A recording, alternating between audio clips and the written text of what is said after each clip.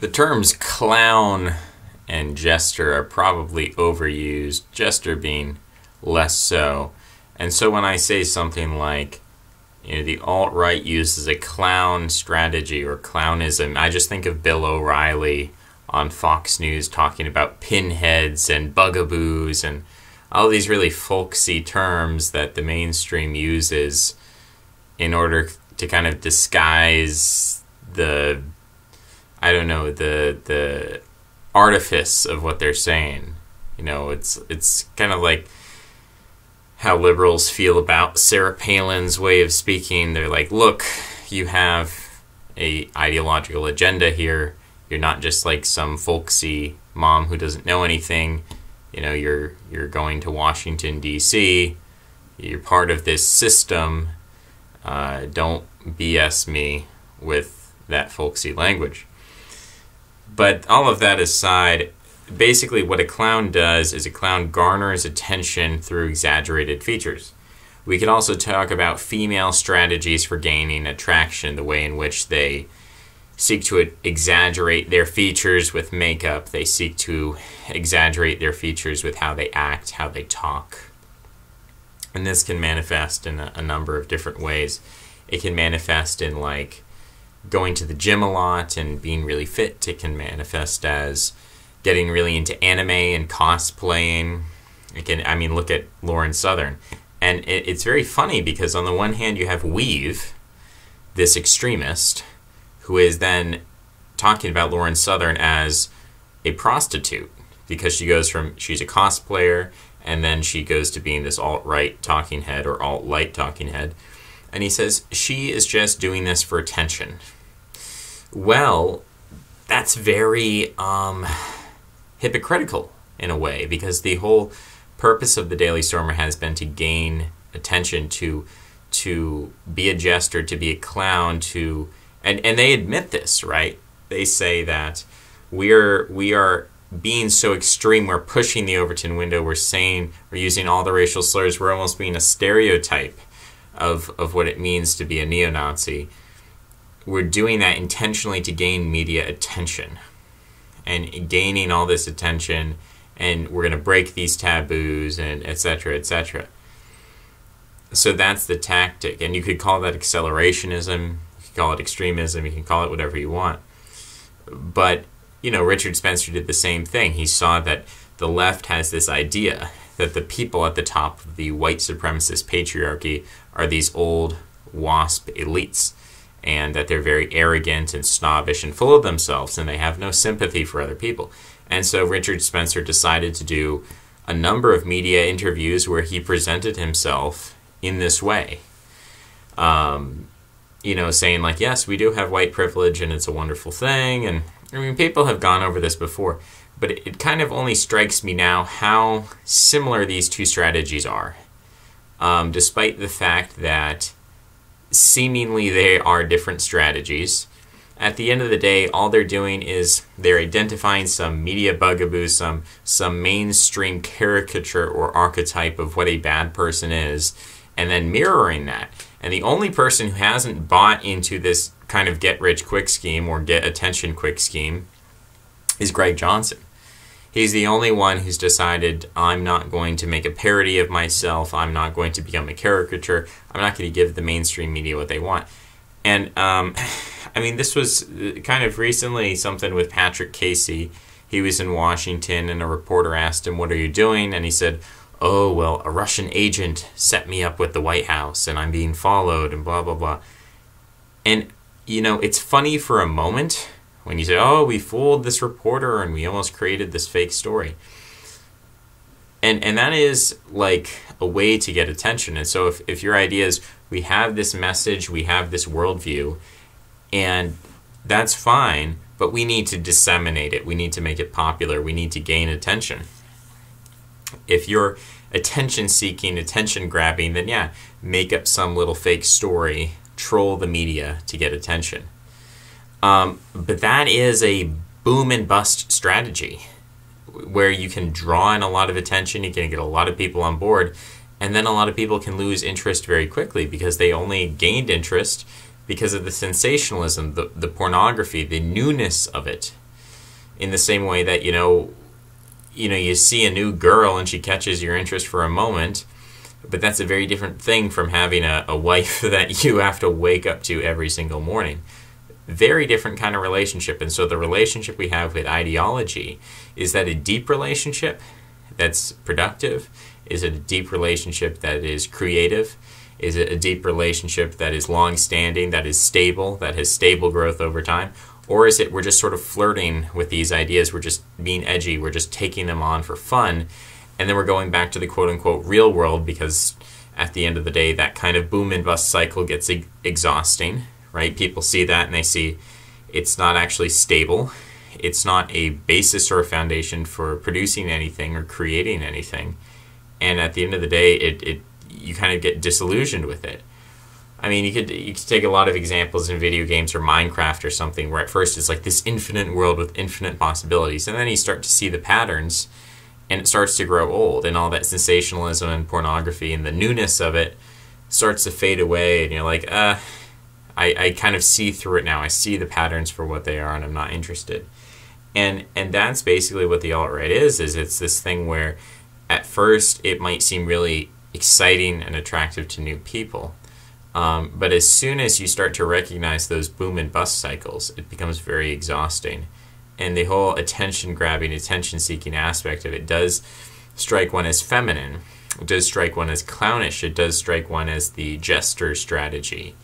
And it really is a mainstream strategy. And it's interesting to note, this is not a new observation. Andy Nowicki was saying, and has been saying for a long time, that basically the alt-right will criticize Jews as being ethnocentric, and the answer is to become ethnocentric. And Wilhelm Marr criticized anti-Semites back in the 19th century, saying, you say you're against the Jews because they're greedy, but you're also greedy. And you criticize them for trying to control the media, and yet you're also trying to control the media with your publishing houses. And basically his statement was, if you sum all that up together, whenever you try to fight an enemy, you always become a little bit more like your enemy. You can see this with the example of Japan in the 19th and 20th century. It was trying to fight Western colonialism. It was trying to reestablish Asian rule in Asia. And to do that, it had to westernize to a great degree. It had to take on Western military tactics and strategy and aspects of industrialization that made it a lot more similar to the West than other Asian countries. So that's always an interesting aspect of conflict, is that sometimes in engaging with our enemies, we are drawn closer to our enemies than if we were to simply totally disengage. And that brings us to the question of convergent evolution, that if the left wants to strategize and it wants to be successful, it has to adapt to certain realities. Whenever you're competing within reality, you have to adapt to the rules of the game. And the right has to do the same thing. And so because they're both operating within the same reality, they converge in the way that they act. And so if we live in this attention deficit society, this sensationalist society, the media-driven society, where information is not, the purpose of information is not to educate you, the purpose of information is to titillate you.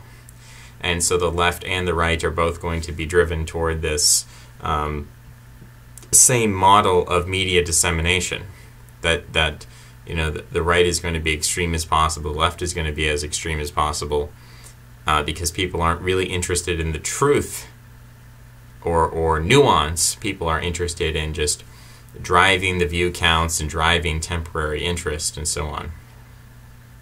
So we live in this age, and we have to wonder, looking at it with a Hegelian lens of, you have the back and forth, we have the right and the left, but as they compete against one another, they sort of adopt the characteristics that they bemoaned in the other. So the left used to bemoan the fact that the right was a corporatist entity, and now the left has adopted corporatism, and the right would bemoan the fact that the left was all about, the newest fashions and the newest fads, and they didn't have any traditionalism. And now the right has engaged with memes, which are the most extreme version of a fashion and a fad that you could possibly think of. And so the right has outdone the left in its fashionability and its faddishness. So there's that kind of principle of inversion there. Whenever you try to beat your enemy, you kind of adopt a strategy of your enemy and you take it even further. And so what that does is both streams, left and right, in competing against one another, they both develop, they sort of feed off each other to become more and more media driven, more and more quickly paced, more and more sensationalist. All of these traits increase on both sides. And the old middle, the respectability, the civility, the common ground, all of those things drift into the past, into irrelevance. Academic thought, careful thought, nuance, all of these things become very irrelevant, and they become almost archaic or vestigial. They become like, the person in their basement with their model train set. And they have like this little model train. Well, we don't have trains we don't need trains like that anymore. But they've built this whole model train set because there's like this nostalgia to it. They want to live in that fantasy world. So when we look at the caveman and we look at the agriculturalist, the caveman had a certain ethos. The caveman had a certain way of life. The agriculturalist comes along, has an evolutionary strategy for acquiring reproductive resources, for acquiring food, an entire model of society, of civilization actually. So the agriculturalist comes along and basically outcompetes the hunter-gatherer, that we're going to call him the caveman. Now, you look at like the Apache warriors, these hunter-gatherers, these nomads, a lot of Native Americans, they fought against the European agriculturalists because they wanted to maintain their way of life. They wanted to maintain their sacred spaces, their land. And they fought, sure, and they actually put in a great deal of effort and a great deal of skill, honed over thousands of years of battle. I mean, these were the elite warriors of the North American continent, and they lost. And it's funny because you look at some old Nazi propaganda, and the Nazis sort of went both ways. On the one hand, Hitler and the colonialist aims of Germany were always painted as analogous to America, that we're going to colonize Russia, the barbaric East. And Russia is still basically a third world country today. But that Germany was going to colonize Russia in the same way that America had colonized the West. On the other hand, you can find little pamphlets and propaganda that was put out sort of making the red man noble and saying that the Native American was a noble type, and that the Americans came along and they destroyed this noble type with their capitalism. So there were sort of both narratives going on. But you can see that. You can see when there is some species, there is some type that is rooted in a certain way of life, maybe in blood and soil, and it is threatened by some new agriculturalism, some new civilizing force, some new hive mind, some mass media, some technology comes along and threatens it. You can see the resistance there, but then from a historical perspective, you can look back and you can see, well, the Luddites didn't win. Ted Kaczynski didn't win. These people don't win. And it's not going to stop them from resisting. But still, things go on, right? We don't have dinosaurs roaming the earth anymore. And they probably won't roam again. But the archetype is still there. So, I mean, we can study history, and we can wish I suppose someone could wish that dinosaurs were still around. They can think, oh, dinosaurs are so cool. And they might appeal to us on this level that sort of transcends their own unique time and place. Like you look at the rhinoceros, which is a mammal, has sort of converged on the form of a triceratops. These are two similar animals in form, but they have completely different lineages, completely different ancestries. They've just sort of converged on that form because maybe in some Platonic sense that form always was the perfect form for some certain environment, or it was always out there in the ether to be picked, or to be, in this roundabout way to be found or to be discovered.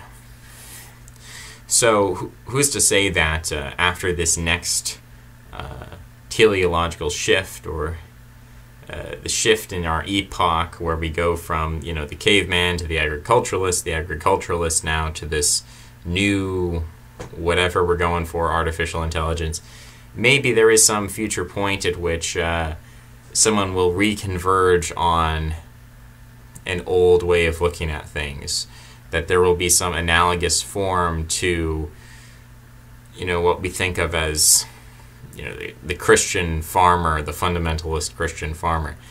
That way of living, that way of life is becoming outdated, it's becoming outmoded, but there's nothing to say that it couldn't come again at some different point with some different ancestry, some different lineage.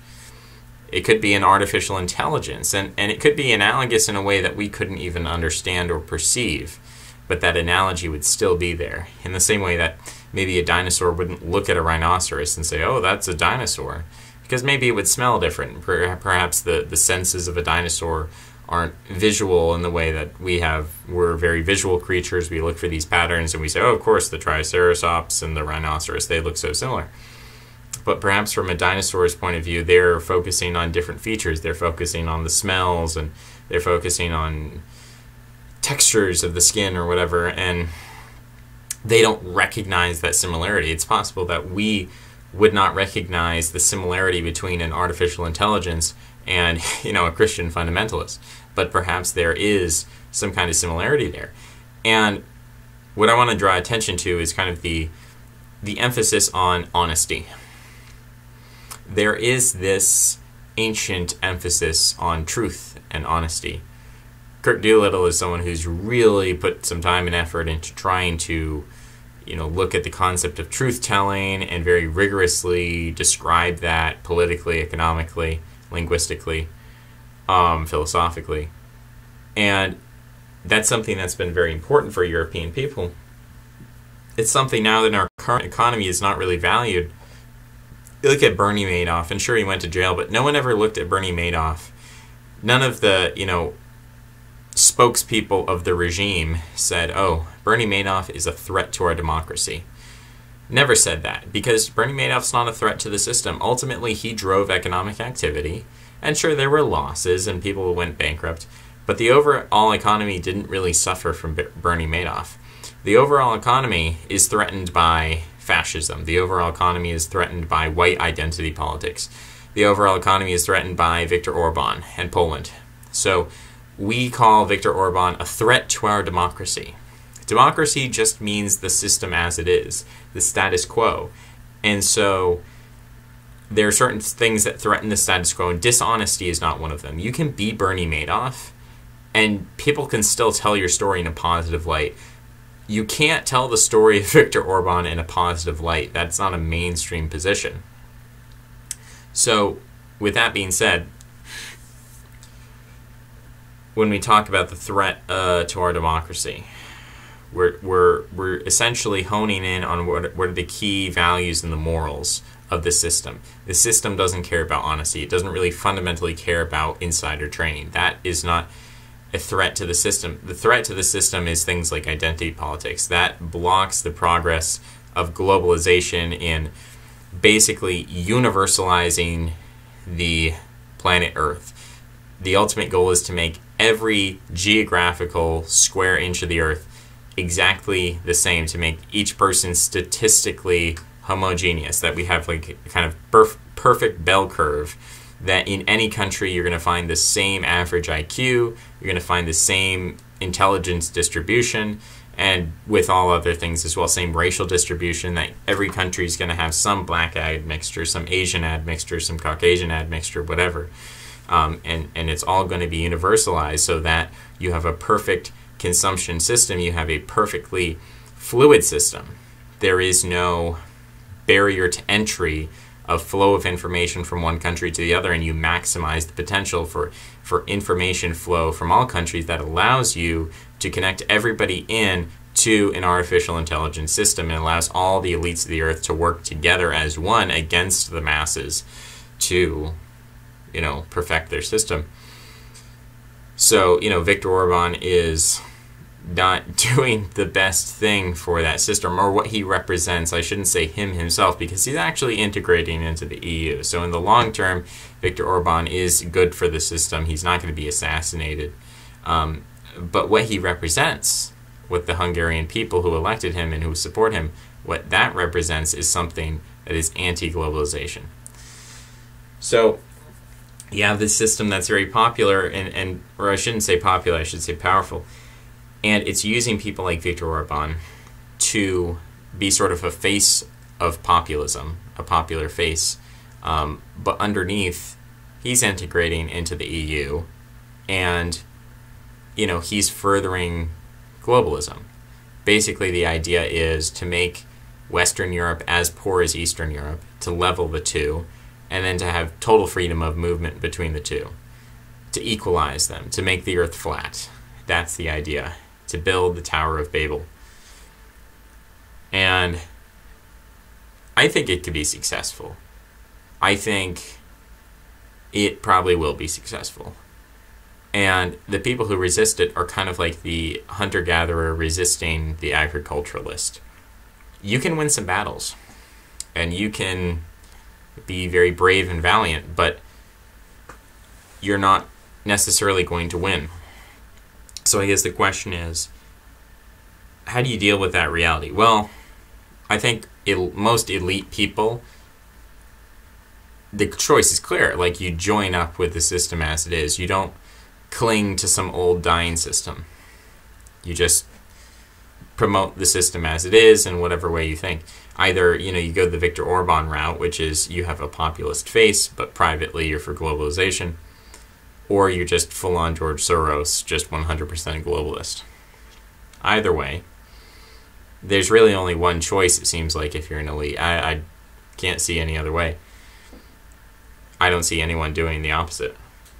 But if you're not an elite, and you don't have a choice of whether you want to further the system or fight the system, and you don't really have the agency as a normal... If you don't have millions or billions of dollars, you can't really affect things significantly. That's the lie of democracy that they use to pacify people.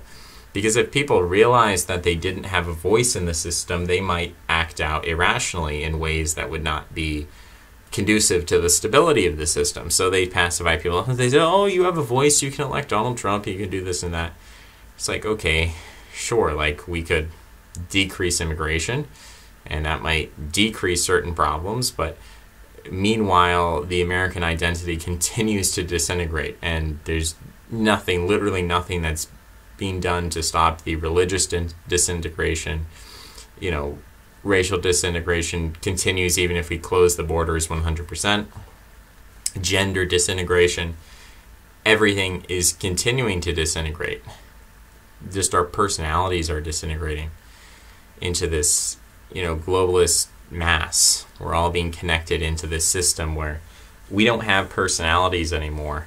What we believe, what we think, how we feel is constructed by a mass media apparatus, which is connected in with like this huge hive mind interface where you have millions of different users creating content independently, but they're channeled and funneled through these top-down structures that promote and demote certain pieces of content. And so what you see, what you listen to on the radio and what you see on the internet is filtered through to you. It's been selected and promoted to you because they think that that's what will appeal to you, but it's also, custom tailored to be what what they want you to see, what they want you to hear, and you think, oh, this is what's popular, so it must be good, and they fool you into liking it.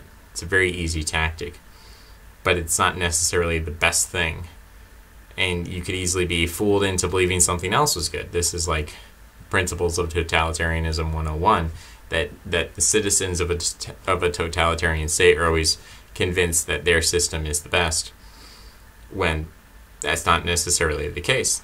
So if you don't actually have agency, if you're not like trying to promote the system or trying to destroy the system because it's sort of irrelevant, what is best for the individual who is just trapped in the system? You can't change it, you can't destroy it, you can't help even build it. You're just sort of a neutral agent. You're just sort of observing it from the third person. What do you do then? Do you collapse in despair? Do you try to make the best of your life? In any case, like anything, even if you describe yourself as some kind of radical right-wing person, you have to realize that the future is going to be unrecognizable.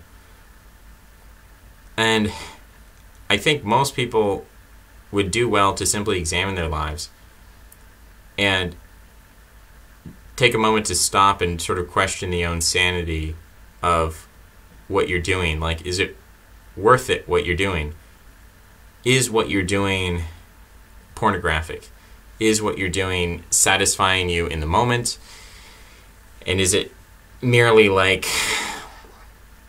all this political engagement and activism?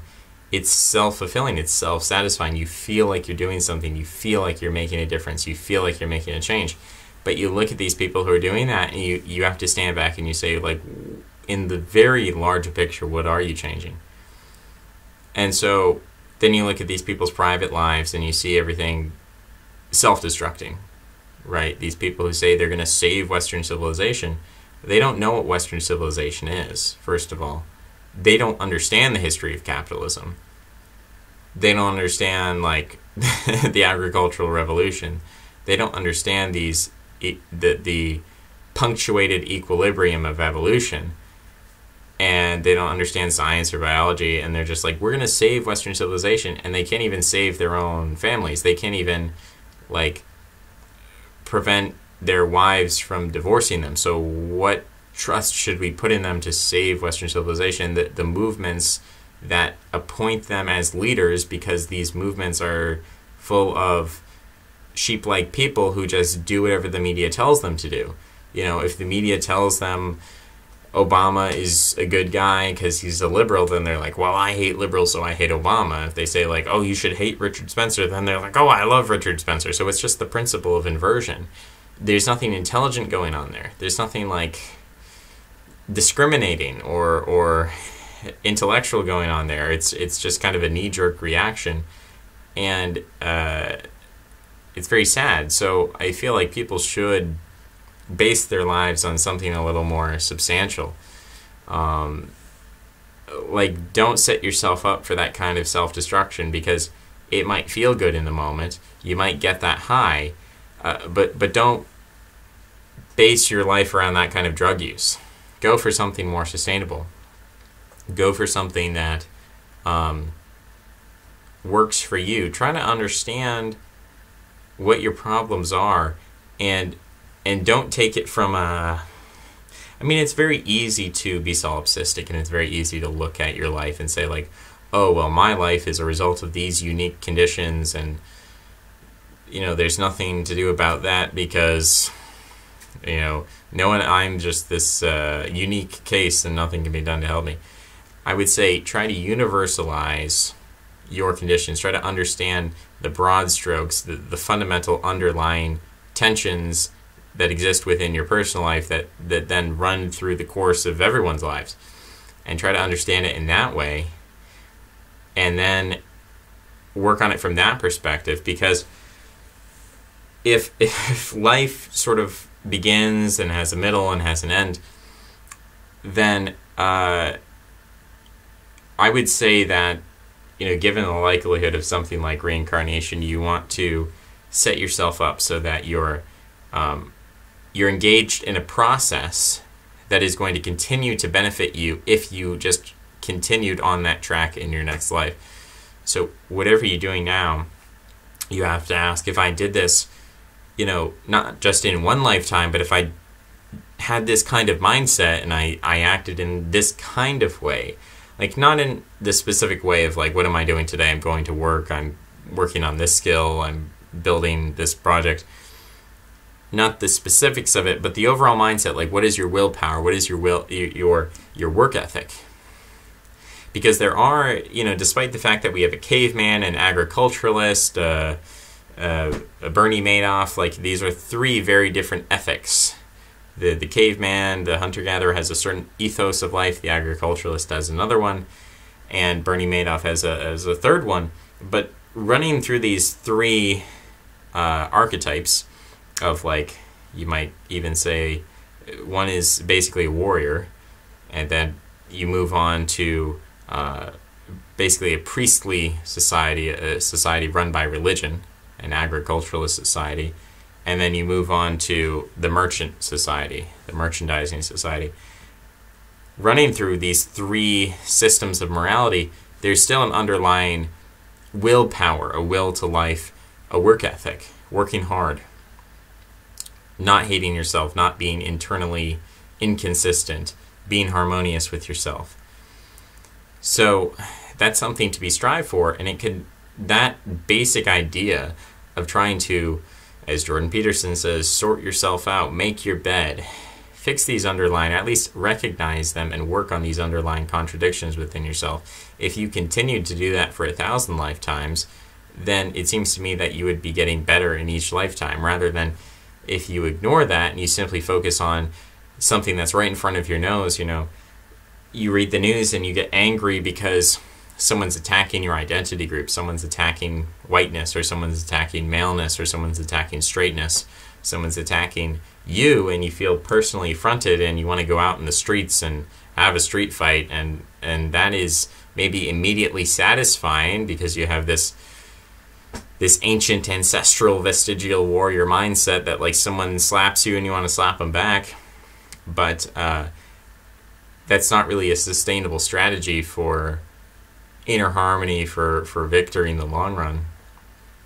From that point of view, it's interesting to look at these concepts of reincarnation, concepts of ancestor worship. I read a quote today. I'm not done reading the book. I don't know if I'll finish it, but the quote that stuck out to me was something like, a society which does not revere its ancestors, or we could even say more simply, a society which does not have ancestors, that is to say, it does not recognize its ancestors, but the society which has no ancestors has no descendants, has no children.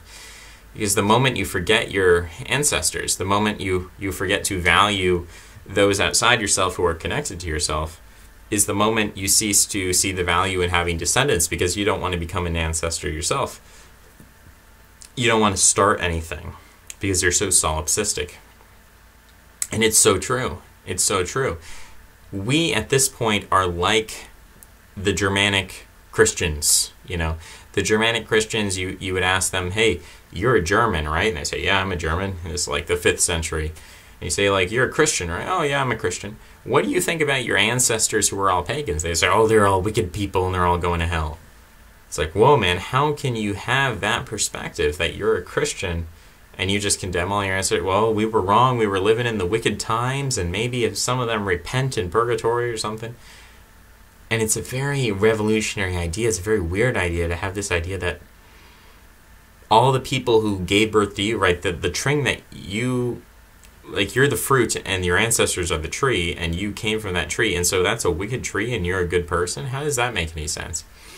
But they had this idea. Christianity was this revolutionary thing. Now we're having a second one of those. This second Christianizing period where now, if you're a white male, it's like, yeah, all my ancestors were evil. Like, they were slave owners, and they were, of course, very small percentage of white people ever owned slaves.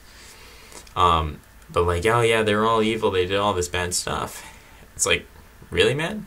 how can you, from what moral standpoint do you judge your ancestors if you yourself spring from them? If you owe your existence to your ancestors, how can you really criticize them? Aren't you a product of them? Don't you have the same sensibilities and proclivities and everything? It's this blank slate mentality that Christianity brought, because it tried to harmonize really a Magian worldview with an Indo-European worldview.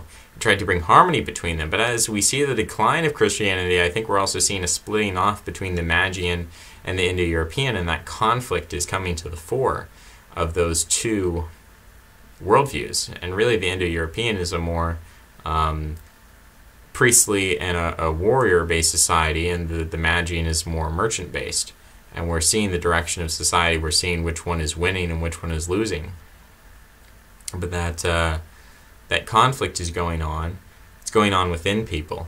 It's going on between people. But you see that quote, without ancestors there are no descendants.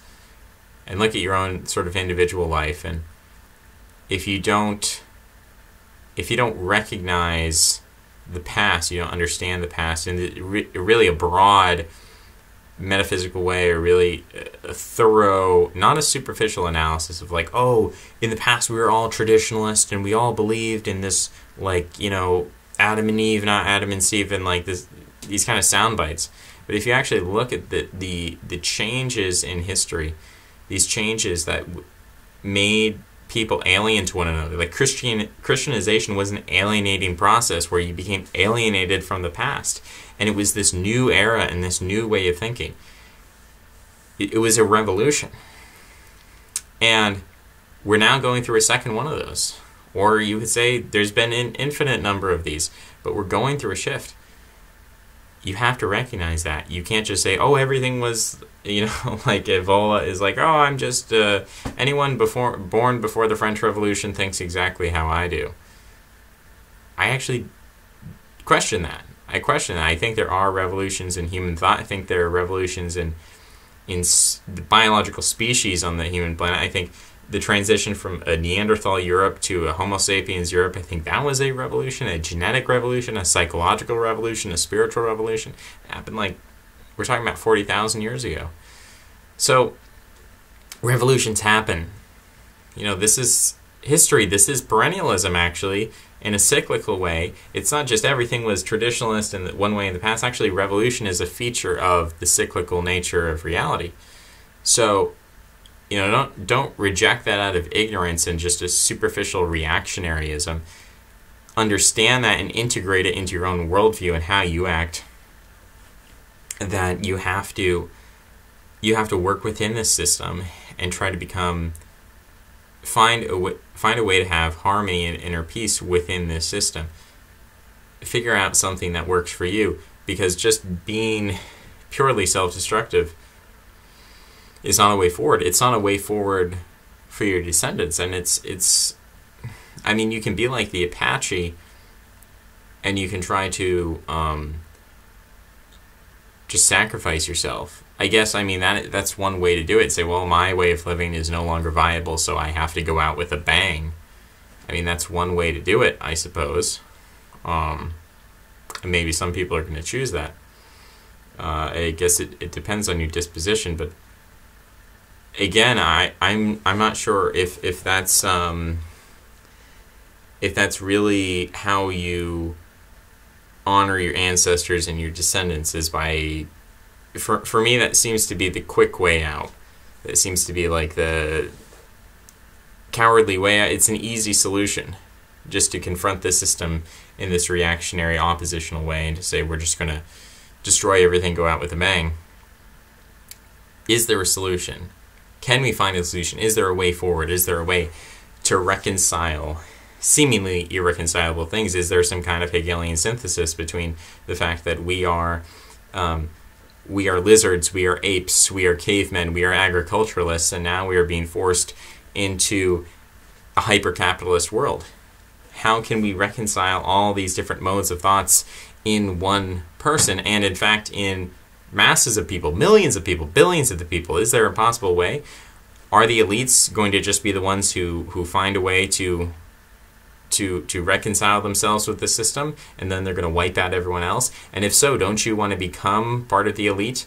Isn't that what evolution is all about? I mean, you had on the planet Earth, you had dinosaurs and you had mammals. And the dinosaurs got wiped out and the mammals survived. So don't you want to be part of that surviving caste, or that surviving species, or that surviving type? And if you want to be part of that surviving type, you have to find a way to create a system that is able to reconcile itself with things as they are and the direction that things are going in. And that doesn't mean just like hunkering down in the woods and having a lot of kids. It means doing serious work, because we're living in a time when things are so abstract and things are so intellectual and things are so complicated. You have to be on that level. And to think that an Amish strategy is going to get you out of I mean, the Amish could be wiped out in a day. I'm sure there's some kind of... They're such a small founder population. You could genetically engineer some virus that is specific to their profile. And I mean, I love Amish people. I wouldn't want to do this, but someone could do this to them. And it would be so easy. We're talking about, like, in a very short span of time, they could just be wiped off the face of the planet, and they have no recourse. They have no protection. They have no, like, anti-fragility to their system. They're gung-ho in pursuing an agriculturalist mode of life, and just sticking to their guns and continuing on with that, and it's not going to work with them, the way things are going. So, I mean, people think that there's going to be some kind of catastrophe or cataclysm, and that is the antithesis of what's actually happening, because the thesis is that we have a revolutionary change in human reality, to the point where there is a new species that is coming. And people don't want to confront that. That's scary. So actually what's less scary is the idea of a nuclear apocalypse, some kind of pandemic, some kind of, solar storm that just wipes out the power grid, and then we have to go back to survivalism, and then, like, the Amish strategy actually will work, right? They'll just have to, like, pick up some AK-47s or whatever weapons are around. But that is an excuse to not confront what's actually going on. That's a fantasy. That is an escapist fantasy. I mean, survivalism is pornographic. You're buying, hoarding all this food, you might as well be hoarding pictures of naked women. You are distracting yourself from the realities of the system as it is, accelerating in this direction that is revolutionary, that is going to leave people behind. And these survivalists, they think, oh yeah, everyone else is going to die, and I'm going to have my basement full of food and guns and ammo, and I'm just going to camp out, and I'm going to survive, and I'm going to be the only one to repopulate the earth, and it's going to be so awesome. You're stupid. That's not going to happen. The people who are going to survive are the elites. And the future systems of artificial intelligence are going to be authored, and they will be descendants of the elites. These are people who have reconciled themselves to the system as it is. You have to find some way to reconcile yourself. I don't know what way that's going to be for you, but it has to be a deep, like, meta-analysis of morality. We have seen these different moral systems. We have seen the Paleolithic, the Neolithic, and now we're moving into a new epoch. We're moving beyond the Stone Age, right? You had old stone, new stone. We're beyond the stone. We're in the Noolithic. I don't know. Nonolithic? No, that's 9 stone. I don't know. The Alithic without stones. I don't know. We're going beyond the stones, man. Yet you got to figure out some way to reconcile that, because just holding on to the past and just sticking with what you know and refusing to change, that's not the way that revolutions work. You got to adapt with the times. I mean, fascism was a reaction to communism that actually adopted a lot of the platform of communism. It adopted this mass movement, this populism, this appeal to the folk. Folk used to be a term of communists. They used to, the communists would talk about the folk in Germany, and the socialists. And then the fascists picked it up. Now we're talking about the folk. So, it was a Hegelian synthesis, really, of, it was reacting to communism, but then it adopted a lot of those features. to become evolutionary, to become scientific, and a lot of the features were anti-Christian.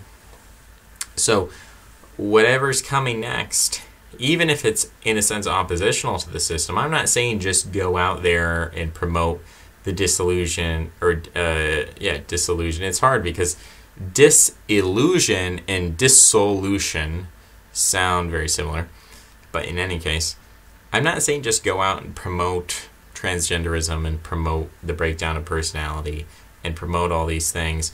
I mean, maybe that really is the optimal strategy. Maybe that's the only thing that's out there, but I mean, to me, it comes down to a question of aesthetics. Like, how can I possibly embrace a man in a dress and just say that's okay? And it's not even the level of lying and the level of deception. It's not even the morality of, oh, I would be lying to people if I said that these transgender people were just as beautiful as, you know, the mitochondrial women. But it's something that, like, offends me on a visceral level. Like, aesthetically,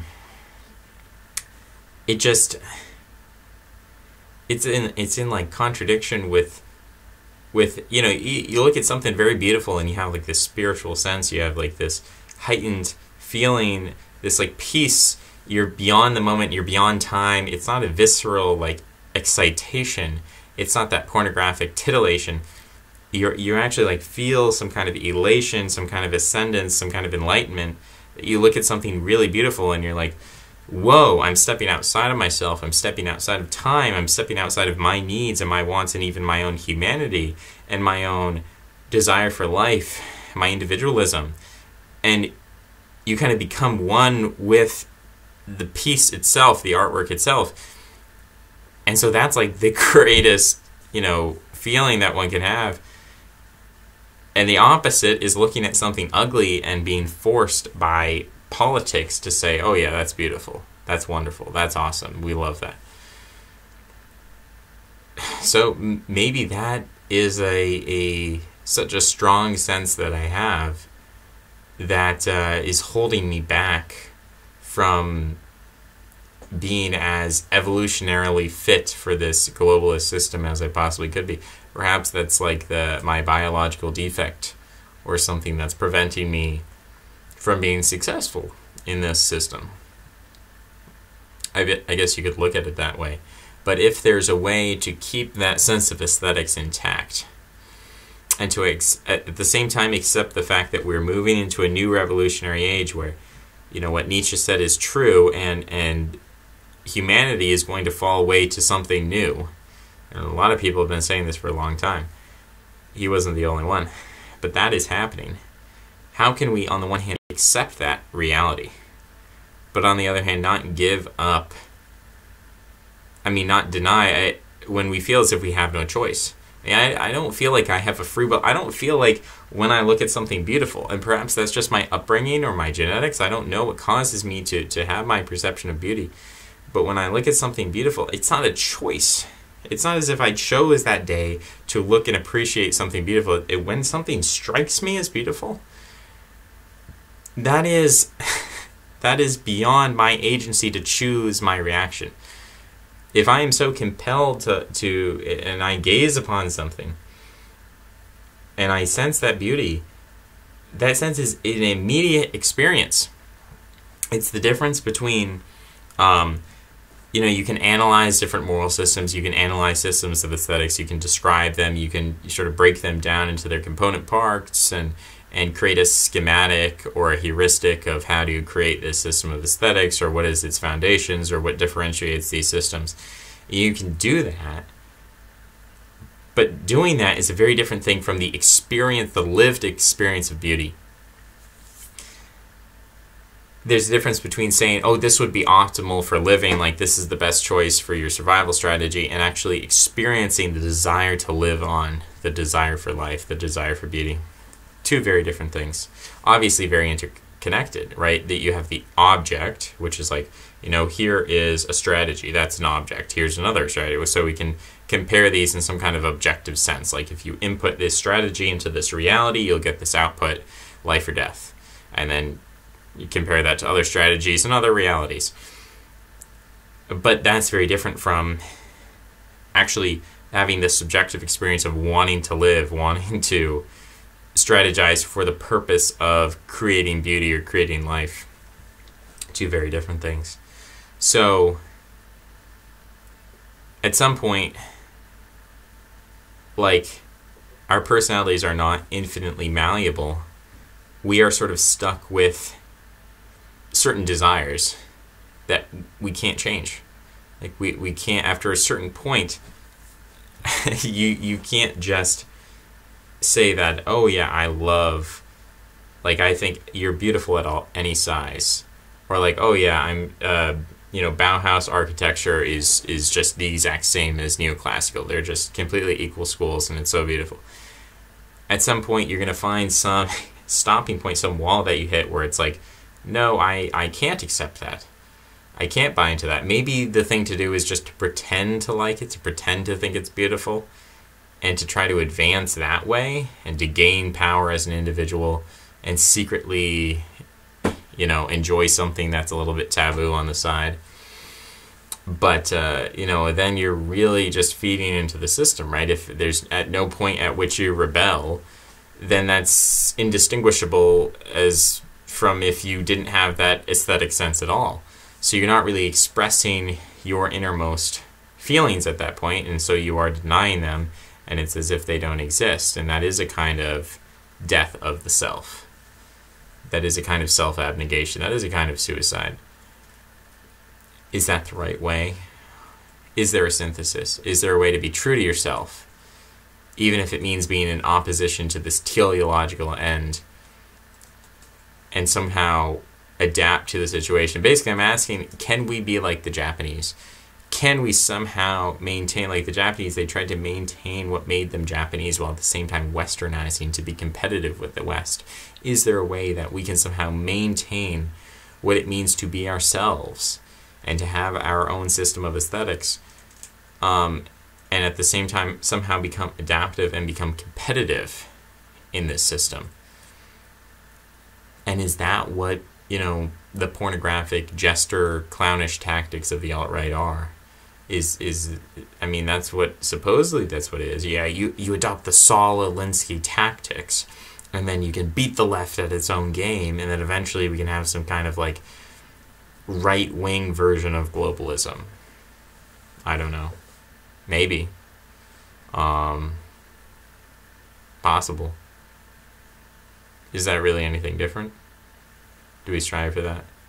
Do we like that? If so, it just contradicts everything else I've said in the video. So I think that's a good stopping point. Post-suggested topics in the comments below. Are these videos too repetitive? I feel like I'm hitting on the same themes over and over again. And people say they're getting black-pilled. I don't know.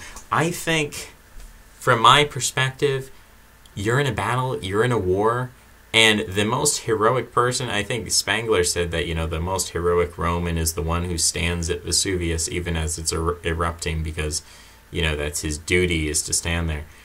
But, like, heroism, you look at people who win medals for heroism, it's like you were faced with a suicide mission. You had to go, like, retrieve wounded soldiers. You had to do something under enemy fire. You had to do something very dangerous, and you just did it anyway. You're like, yeah, I'm probably going to die, but I'm going to do it anyway. So that's kind of how I view it. It's like the definition of heroism is to look at the situation and say, yeah, it's probably a hopeless situation. Like, we're probably all going to die, but let's do it anyway.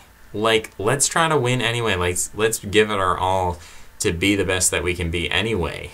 And I think that's, from my perspective, that's the definition of heroism, is doing something even though you're pretty much absolutely certain it's going to fail. But then in the miracle chance that you actually succeed, then you become a hero.